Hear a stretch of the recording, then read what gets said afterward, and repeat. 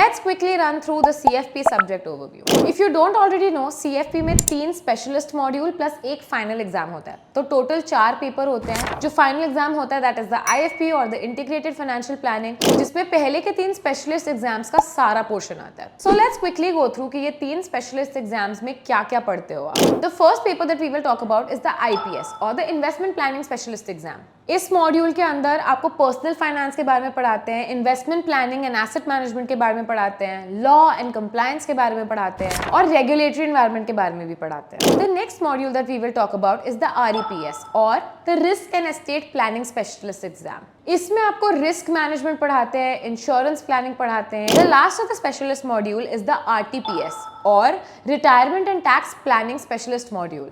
इस मॉड्यूल के अंदर आपको रिटायरमेंट प्लानिंग के बारे में पढ़ाते हैं, टैक्स प्लानिंग के बारे में पढ़ाते हैं. सो ऑब्वियसली आपको पूरा इंडियन टैक्स लॉ पढ़ाते हैं, डायरेक्ट टैक्स लॉ पढ़ाते हैं. And last like I already told you, आपका फाइनल एग्जाम होता है which is the integrated financial planning exam. So जो भी आपने 3 स्पेशलिस्ट एग्जाम्स में पढ़ा होता है उनका सारों का कॉम्बिनेशन आता है आपके IFP में.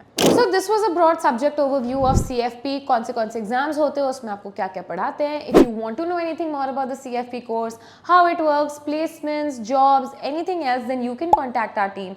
For that, you can leave a comment down below or even DM us.